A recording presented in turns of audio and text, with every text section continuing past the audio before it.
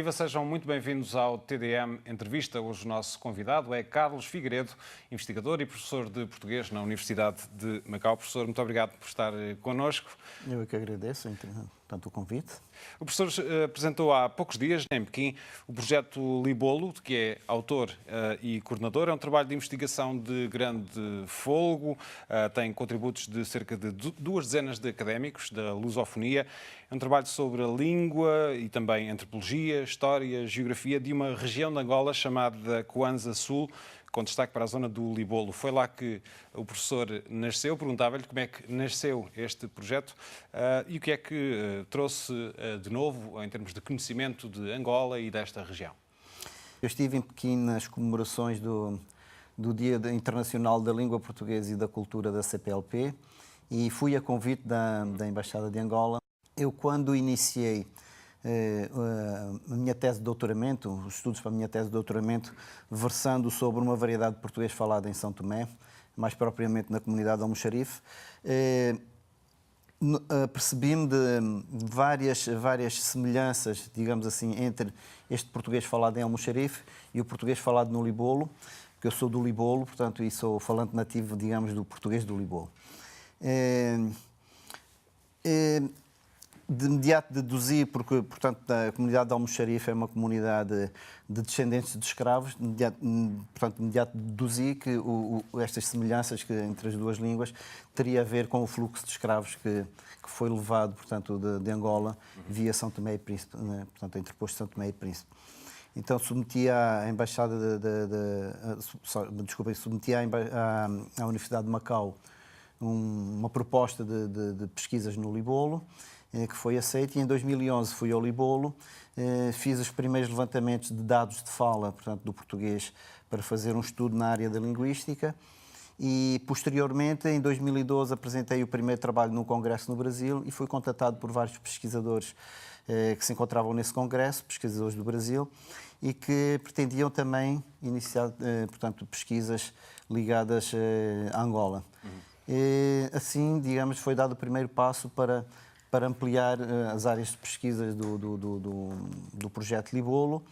E quais é que são então para já as principais conclusões? Tem consigo estes 2 volumes deste projeto Libolo. Pedi-lhe que nos desse alguns destaques das conclusões que foram retiradas deste estudo. Portanto, o primeiro livro, portanto, o livro tem 2 volumes. O primeiro volume apresenta as linhas do projeto, as equipas de pesquisa, faz um trabalho aturado sobre o que é que já foi produzido em termos de artigos científicos, de apresentações em congressos, faz também um diário, digamos assim, sobre as intervenções feitas no Libolo, né? Especialmente em 2013, quando esteve lá a grande equipa com apoio de várias instituições, daí isto ser um projeto internacional. Neste momento tem envolvidas 9 instituições académicas de ensino superior, universidades, para além de centros de pesquisa que nos apoiam e também patrocinadores filantrópicos, nomeadamente 2 grandes empresas de Angola, que nos têm apoiado bastante, portanto, neste trabalho. O segundo volume, que é chamado Retratos do Libolo, faz a apresentação então daquilo que me estava a referir, sobre as questões geográficas do Libolo, a região em si, sobre a história da região e sobre a antropologia da região e suas conexões e importância com todo o eixo da África Atlântica, Brasil e América Caraíba, portanto, aqueles países que eram chamados os países da Américas Espanholas, não é? O Libolo tem grande relevância para estudos. Eu começaria pela parte histórica, porque é uma das últimas regiões de Angola a ser pacificada, portanto, no processo de colonização do país. Portanto, esta pacificação em Angola, no Libolo, dá-se já no século XX, e os primeiros colonos, as primeiras grandes levas de colonos a chegarem ao Libolo, iniciam-se mais ou menos em 1921. Claro que há alguns colonos esporádicos que ali se fixaram antes, principalmente quando chegaram os primeiros missionários, também em 1893, e portanto, esta parte da história do Libolo é bastante interessante, porque mostra-nos que existe uma falácia sobre as questões históricas e que é preciso reescrever no processo da história de Angola. Que falácias é que existem sobre a história da região? Veja que o que nós temos, eu não diria apenas sobre a história da região, diria mesmo sobre a história de Angola. Portanto, o Libolo tem uma característica muito específica que nos ajuda a compreender isto, porque, dado o seu processo tardio de colonização, é uma região que nunca esteve sob controle das autoridades portuguesas e onde houve um grande resgate de escravos ali praticado, essencialmente por holandeses e por comerciantes ilegais ali de São Tomé, portugueses e do Brasil, né, que levavam estes escravos quer para São Tomé, quer para o Brasil, quer para toda a região da América Caraíba. Então, o que nós temos em processo de história, de escrita de história, portanto, no período colonial de Angola, há uma preocupação das autoridades portuguesas em ocultar alguns aspectos ali do Libolo, porque, por um lado, para não mostrar que não controlavam a região, né? E para não incentivar ainda mais este tráfico clandestino de escravos ali na região. Por outro lado, para não mostrar as debilidades do próprio sistema, né? Então, hoje em dia, no Libolo, nas nossas pesquisas que vimos conduzindo nesta área da história, percebemos perfeitamente que há um lado que foi sempre apagado, né, neste processo de escrita da história de Angola, e que é um lado que vai subverter todo esse processo de escrita, vai manipular, vai ocultar muitas coisas e, portanto, hoje, ao ouvir o outro lado dos intervenientes na história, nós percebemos que é preciso haver uma reescrita, né, para termos mais uma veracidade científica sobre o que se passou. Portanto, estamos a falar de um projeto pioneiro, pode-se dizer. Neste aspecto, sim, estamos a falar de um projeto pioneiro e que tem muito a oferecer, né? Portanto, não só para o estudo da história em si do Libolo, mas também para o estudo de Angola e, como eu referi, todo aquele eixo atlântico, né, que passa por São Tomé, essencialmente vai até o Brasil e até a América Caraíba. Na questão, por exemplo, da história que nós temos especificamente sobre a questão da escravatura, os dados estatísticos apontam para cerca de 4 milhões de escravos transplantados, digamos assim, de Angola para o Brasil e essencialmente para o Brasil. Hoje, com as investigações que vimos trazendo sobre o Libolo, vamos verificar que esse tráfico apagado, né, que não está documentado, vai elevar exponencialmente esse número de escravos que foi transportado, portanto, de Angola para outras regiões do mundo. Falamos de história, falemos então também um bocadinho sobre a questão da língua, que é um dos temas também, um dos eixos deste trabalho. Esta zona do Libolo e do Kwanza Sul é uma zona também, uma região também interessante e diversa em termos linguísticos. Fica numa zona de fronteira de duas grandes línguas nacionais de Angola, não é assim? Exatamente. Portanto, o Libolo está numa área de transição dos falantes do quimbundo, da variedade específica ali do Libolo, para os falantes do umbundo. E, portanto, ali nas zonas raianas temos uma variedade de língua que conjuga, digamos, aspectos dessas duas grandes línguas, portanto, nacionais de Angola, o quimbundo e o umbundo. Outra parte importante, muito, muito interessante aqui no Libolo, é que há várias especificidades, desde logo a colonização tardia do Libolo, não é? E, portanto, não há contato com o português antigo, aqui no Libolo. No português, todo o contato é feito entre línguas, é feito entre o quimbundo e o português contemporâneo. Isto vai ajudar-nos a compreender certas questões. Por exemplo, uma questão interessante, e eu posso agora entrar em dados mais específicos, que tem vindo a ser muito debatida, na questão do uso dos pronomes pessoais no Brasil, que difere muito do português europeu, não é? Nomeadamente a colocação do pronome antes do verbo, e o uso de pronomes que temos no Brasil e que temos em Portugal e que não temos no Brasil. Ao analisarmos agora questões ligadas ao Libolo e a Angola, nós vamos entender muitas proximidades entre o português falado no Libolo e o português falado no Brasil. Tudo isto está ligado, portanto, com a questão do envio de escravos, né, do Libolo para o Brasil, e vai-nos ajudar a perceber, portanto, a colocação, por exemplo, do pronome pessoal antes do verbo era apontado como uma influência do português antigo no português do Brasil. Até aqui havia toda uma procura de estudos sobre o português do Brasil, de especificidades do português do Brasil que se diferenciam do português europeu, partindo do paradigma do português europeu.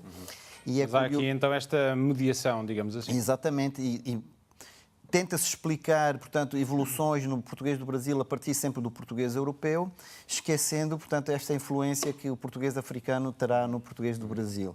Assim, em traços muito gerais, qual é o panorama que existe em Angola em termos linguísticos nesta altura? Portanto, temos o português como língua oficial, única língua oficial. Existem 6 línguas nacionais, dezenas ou mesmo centenas de outras línguas e dialetos. Perguntava-lhe qual é que é a relação do português com estas outras línguas e qual é que tem sido a evolução histórica do português no território. Ainda hoje não é a língua-mãe da maior parte da população angolana, apesar da maior parte falar português.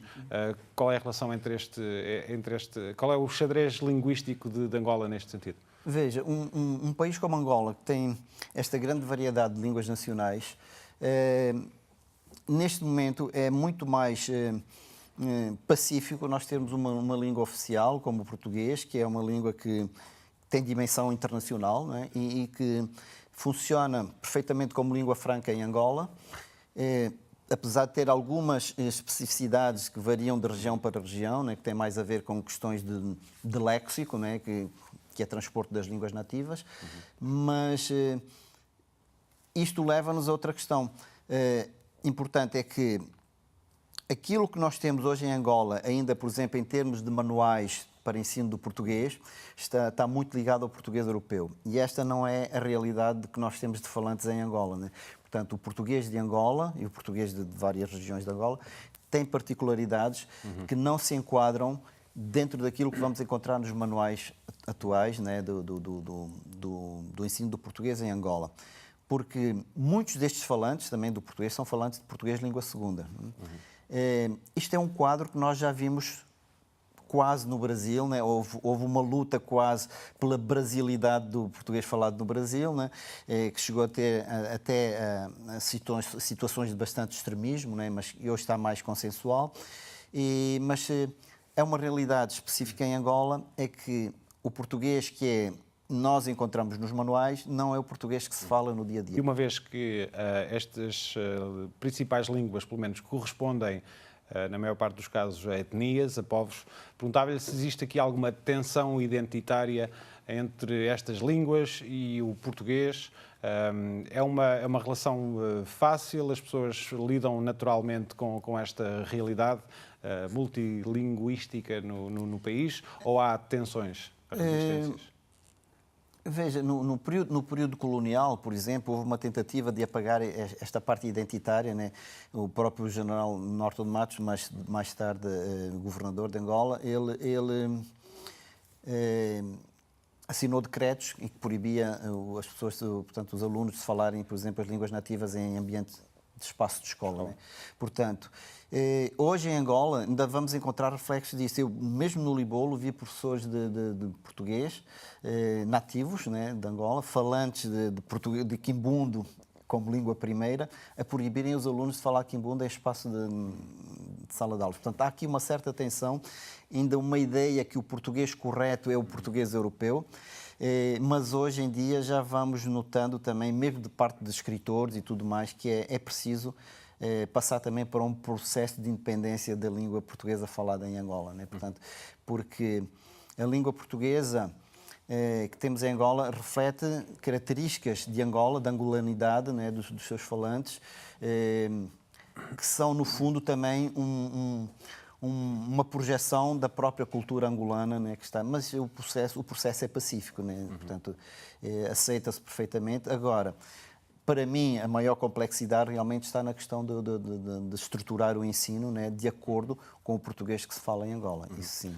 Isto leva-nos também à questão do célebre acordo ortográfico. Perguntava-lhe, no essencial, é a favor ou contra o acordo? Eu tenho uma posição, digamos, relativamente neutra nesse aspecto. A ortografia não é mais do que uma tentativa de transpor para o papel, né? Grafarmos a maneira como falamos. Portanto, há questões no acordo ortográfico que são realmente de louvar, não é? Que são de louvar, numa tentativa de tentar uniformizar a maneira como se escreve uma língua, mas um pouco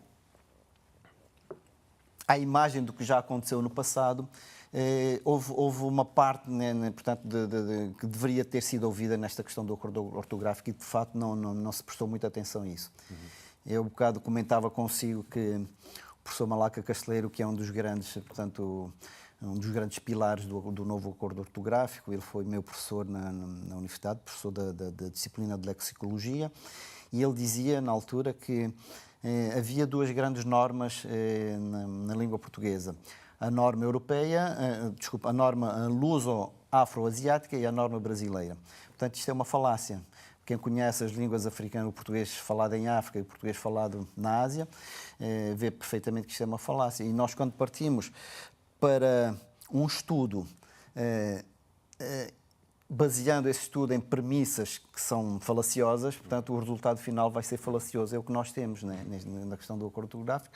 Daí que países como Angola, por exemplo, ainda não tenham subscrito este acordo, porque, de facto... Que muitas vezes era referido como sendo o único país que ainda não tinha ratificado, mas, entretanto, foi notícia há poucas semanas em Portugal que há 4 países, e não 4 países que não concluíram o processo na sua totalidade da ratificação do acordo. Para além de Angola, também Moçambique, Guiné-Bissau e Timor-Leste.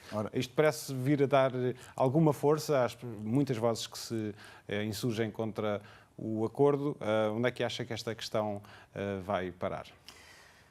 Esta questão, eu penso que muito dificilmente, por exemplo, no caso de Angola, que é o que eu conheço mais próximo, muito dificilmente Angola vai ratificar este acordo. Muito dificilmente. Enquanto não forem contempladas as questões específicas de Angola, e nós falávamos há bocado da questão da identidade, não é?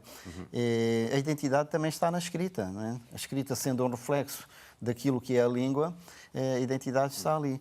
E veja, por exemplo, na questão da grafia dos topónimos de Angola, em que o uso do K e o uso do W é muito comum, e tudo isso foi apagado quando foi feita, portanto, a questão ortográfica que mencionava toda essa questão da ortografia, da toponímia de Angola, foi tudo feito de acordo com o português europeu na altura, né? Portanto, da norma do português europeu. E hoje em dia, havendo uma questão, havendo uma independência, digamos, política e não só, tudo isto vai ter que ser discutido, portanto, e salvaguardado, né? Portanto, porque isto, no fundo, é a identidade de um povo, é a identidade de um país, né? Que está a ser, de certa maneira, esquecido. Isto porquê? As autoridades angolanas não foram ouvidas ou não se fizeram ouvir? Veja que neste processo de ratificação do acordo tem havido uma grande força política, né, para a imposição do acordo, e isto faz lembrar algumas questões de imposição do passado, né? E, portanto, choca com questões políticas, mas também choca com as questões académicas. De facto, os grandes académicos envolvidos na questão do acordo ortográfico são portugueses e são brasileiros, né? Portanto, a parte académica dos angolanos e dos outros países que acabou de referir não foram ouvidos no acordo, né? Portanto, eles terão que se sentar todos, né, e procurar uma harmonização das questões para o futuro. Portanto, independentemente da posição de princípio sobre um acordo, a sua posição sobre este acordo é que, tal como está, não deverá ser assinado ratificado por Angola. Eu estou plenamente convicto que não vai ser. Portanto, terá mesmo que haver mais negociações nesse aspecto. Como é que se faz o equilíbrio entre a celebração da riqueza de uma língua e a preservação da unidade da língua?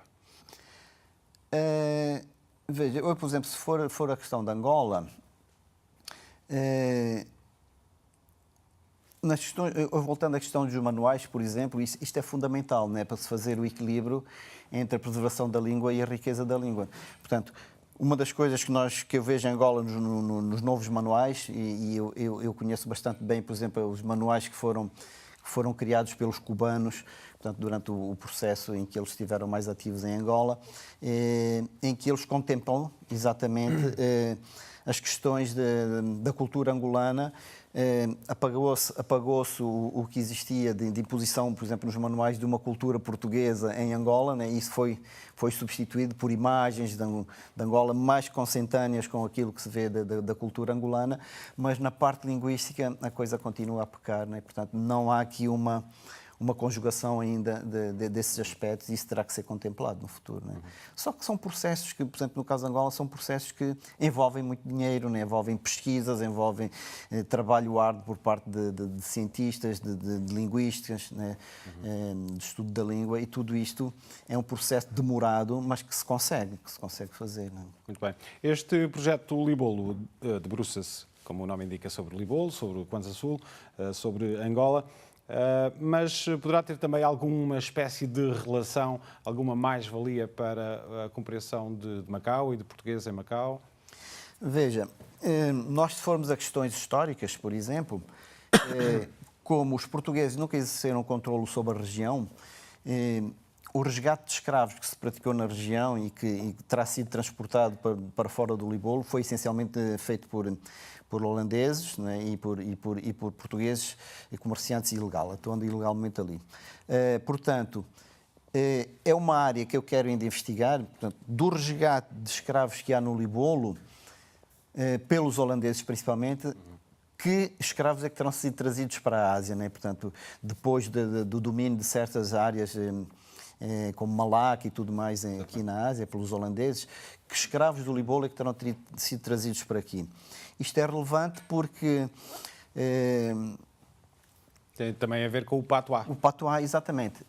Mas, por outro lado, também as questões de estudo que nós temos no Libolo, na parte da linguística, das línguas em contato, o quimbundo com o português, isto é importante porque nos ajuda a perceber, não é, a maneira como o português é adquirido por falantes de outras línguas. Não é? Dos estudos que eu tenho feito ultimamente, tenho notado que o quimbundo apresenta estruturas gramaticais, por exemplo, muito semelhantes ao chinês, nomeadamente na estrutura dos verbos. Isso é interessante. E isto, portanto, ao compreendermos como é que se processa este processo, como é que se dá este processo de aquisição do português por falantes com estruturas gramaticais semelhantes, né, isso vai nos ajudar no futuro. Eu tenho notado, por exemplo, que alunos meus, no início da aquisição do português, né, alunos chineses no início da aquisição do português, eles praticam certos desvios que nós vamos encontrar exatamente as mesmas estruturas no português do Libolo. Né? Portanto, estas estruturas dão-nos pistas para questões problemáticas na aquisição do português e nas quais nós podemos interferir no futuro, nomeadamente através da elaboração de manuais didáticos, né, especialmente dirigidos, contemplando estas questões. Portanto, esta é uma mais-valia que o português do Libolo nos pode fornecer, né, nos estudos comparados com o português adquirido aqui pelos nossos alunos. E o professor tem também falado de algumas origens do patuá, para além daquelas que são mais óbvias. Algumas têm a ver com isto que nós acabámos de falar, mas fala também de uma influência do espanhol. Exatamente.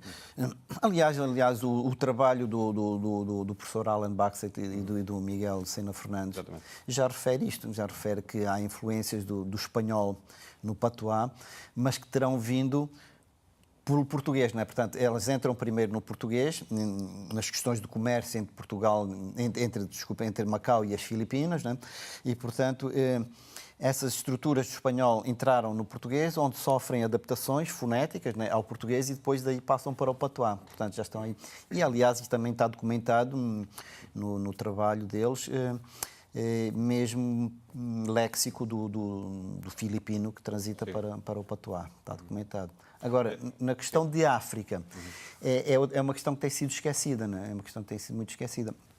Se tivermos em conta que o patuá tem como sua base de suporte o papiá cristão, né, falado em Malaca, então aí já vamos para outras questões muito mais problemáticas, porque há estudos feitos sobre o papiá cristão que atestam perfeitamente as influências das línguas africanas, né? E eu recordo-me, por exemplo, uma questão interessante que é o artigo indefinido, o ungwa, né? O ungwa do patuá, que assenta no papiá cristão, e tem duas formas no papiá. Pode ser ungwa, pode ser ngwa. sem o U inicial, né? Portanto, sem este fenómeno de inserção do U inicial. Portanto, este ng é um traço característico das línguas africanas, né? E, portanto, todo aquele complexo que nós temos ali de sociedade, de sociedade euro-afro-asiática em Malaca e também na Índia, certas zonas da Índia, como Kurla e Cochin, e também em Ceilão, antigo Ceilão, não é? Portanto, tudo isto tem a ver com as questões africanas. Portanto, veja que este artigo, por exemplo, que transita para o patuá, não é? O Ungwa, tem havido muitos estudos sobre esta questão, mas nada contempla a questão africana. Os estudos etimológicos feitos sobre o patuá pela professora Graciete Batalha apontam realmente a esta questão do Ungwa no português arcaico, não é? Mas não há uma explicação porque é que ele se fixa, porque é que ele não se fixa, porque é que ele se fixa no patuá e no papiá-cristang e não evolui para o uma, né? Ou uma. Isto tem exatamente a ver com a questão das línguas africanas, né? Esta fixação, este ng, este ng, né? Que é o que está, por exemplo, no nome Angola, né? De Angola, ajuda a fixar as formas. A professora Graciete aponta a questão de se ter ido para o feminino por ser mais saliente e não para o masculino, né? A forma feminina, mas não aponta o que é que terá ajudado a fixar esta forma. E eu estou absolutamente convencido, portanto, que este ng do português angolano, que está do português africano, que está também presente em outras palavras, do papiá cristão, como gota e coisas assim, tem a ver com os traços africanos. Portanto, eu penso que fica aqui uma sugestão, portanto, aos estudiosos do patuá, né, para também terem agora em questão, portanto, a questão da linguística, né, as questões africanas nas formas de fixação que nós encontramos no patuá, será um contributo também das línguas africanas para o patuá. Professor, estamos a chegar ao fim do nosso tempo. Perguntava-lhe, estamos a falar de duas línguas, dialetos crioulos, que estão praticamente em vias de extinção, o patuá e o cristang em Malaca. O que é que se deve fazer para que não se perca este património?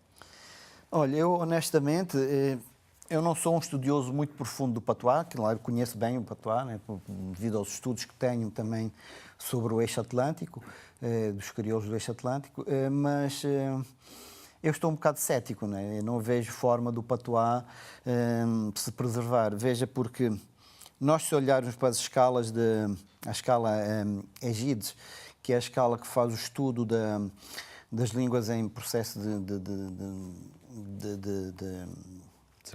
desaparecimento, de extinção, né? Portanto, eles têm uma escala que vai de 0 a 10, o 0 são as línguas internacionais, né? E o 0 é a língua perfeitamente extinta. O 10 é a língua perfeitamente extinta. O patuá, se não estou em erro, está na escala 8B, que é uma língua já considerada mesmo em processo de extinção.